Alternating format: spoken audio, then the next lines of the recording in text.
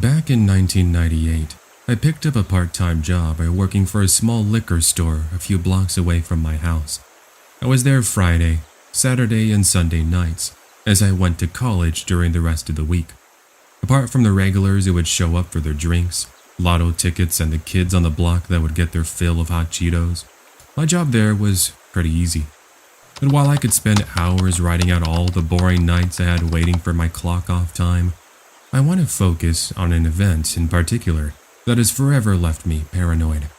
More so because I feel that any time I'm alone, danger is literally going to pop out of nowhere. Yes, even some 20+ years later. So, the night in question. It's a relatively slow and rainy Saturday night, and I was sitting on my stool watching the news on my little television monitor. I was also eating some Subway that a couple of my friends had stopped by to drop me off, since they were in the area and the manager wasn't around. I was also trying to catch up on a book I needed to read for one of my classes, but I think you can already guess that was unsuccessful. Anyways, everything is going fairly smoothly until a man in a hoodie walks into the store. I was notified of his arrival when I heard the front doorbell chime. I greeted him a friendly hello and I asked him that if there was anything he needed help with, he just needed to ask. But he ignores me and walks down one of the aisles. He must have been having a bad night, I thought. Whatever. I returned back to my book, with the TV as background noise, and after about a minute, I noticed I hadn't seen or heard the man in the hoodie. Where could he be? I looked up, and then I saw he was now making his way back to me. No items. So much for buying something. Just as I'm about to speak up and ask if he needed help with something, he shuts me up and pulls out a handgun. Empty the cash register and hand over whatever is in there. I froze and went into a sort of state of shock as he once again demands I hand over the cash. It wasn't until he walks over to me on the other side of the counter that I finally snapped out of it and I began to realize the severity of the situation. It's now I began putting money into a small grocery bag, hoping and praying I would be able to make it home in one piece. Give me the scratcher tickets too. All of them. Fast. I hand those over in a heartbeat, and after what seemed like an eternity, but was honestly more like 40 seconds, he runs out of the store, leaving me on the verge of tears. Sure, I'm no kid. I was 20 at the time, but having someone take out a gun on you while you're working alone is going to make you practically scream and wet your pants. My next reaction was to quickly lock the front door, and then call for the police, explaining that the shop had just been robbed. In the time it took them to get there, a customer, who was a regular, happened to show up and knocked on the door. I got so scared because I thought it was the robber coming back to finish the job, but I breathed a sigh of relief when I saw his face. When all was said and done, police did review the security footage, and about a week later, the man was caught and arrested for armed robbery. Since this incident, I have never had anything as remotely frightening as this happen to me again, and I hope it remains that way. I used to work as a waitress at a diner in Southern California that saw me earning minimum wage and life experience. It being my first job, I was 19 at the time. I quickly learned that in the world of customer service, you're going to get a lot of creepers.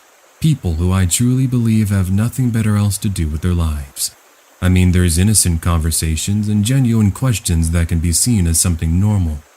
But then you have the oddities, the ones that leave you taking a step back. Such was a day I was working in the evening. It's about an hour before closing, and the diner is slowly reaching emptiness. There's one of the regulars having himself a steak dinner at the front bar counter, and you got a couple of truck drivers who were enjoying our all-day breakfast at one of the tables. There I was, wiping down said front counter, listening to the music playing on the intercom and talking to my regular. After about 5 minutes of talking, the truck drivers called me over and wanted to tell me how great of a job I was doing. I thanked them for the compliment as they hand over what's due, and I noticed there's an extra $100 bill. Asking if they needed me to break it, they said it was mine and that they wanted to thank me for such friendly service. I'll admit, I fought back tears as they tell me they had been driving for days, and this was the first time one of the waiters/waitresses they spoke to was actually friendly to them. I guess that was one good thing my grandma always taught me. Be kind to people. Anyways, with joy filling my soul, my regular eventually leaves and we soon close the shop. It's now I make my way over to my car, only to realize I had forgotten my purse. Figures as such. Thankfully, I catch the manager just before he leaves the parking lot, and he ends up opening the diner so I can get my belongings. This is when it would begin. While walking over to my vehicle for a second time, parked completely separate from any vehicles, I noticed a figure stumbling toward me, acting very bizarre and strange. I'll admit, I did get a bit spooked, so I reached for my keys in my purse, which has a little pepper spray bottle. "Do you happen to have a lighter on you, little missy?" The figure, who I now determine to be a homeless man, says to me as he begins to get closer and closer. "No, I don't. Sorry. I wish I could help you out." He pauses and stands still for a few seconds as I suddenly get the strong whiff of alcohol. On second thought, maybe you'll do. I let out a nervous chuckle as just as suddenly as the man arrived, he quickly reveals he's armed as he takes out a knife. Now, I might be close to my vehicle, but I'm not close enough to where I believe I'd make it in one piece. What was I to do?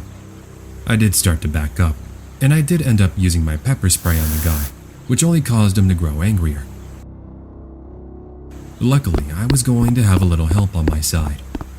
"Hey, what are you doing? Get away from her." I look behind me, and it's the two truck drivers from earlier who had been eating at the diner.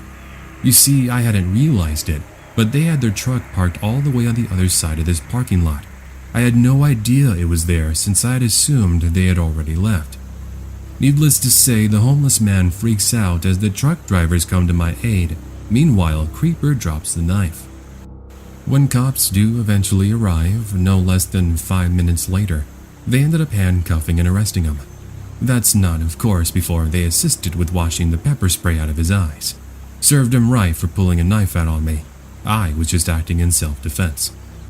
Now, I do believe had it not been for those kind truck drivers, my experience might have turned out a little differently.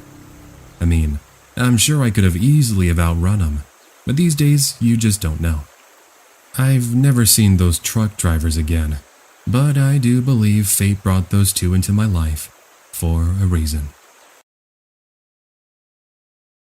During 2020, I knew of many friends who were let go from their jobs due to the lockdowns, myself included. I worked at Disneyland at the Lamplight Lounge as a host, and when it was announced we were closing indefinitely, I grew sad. Sure, making money was one of the main motives of working there, but I also enjoyed being able to get out of my house and interact with people. But because the current situation had me thinking about how I would pay bills, I started job searching to no avail.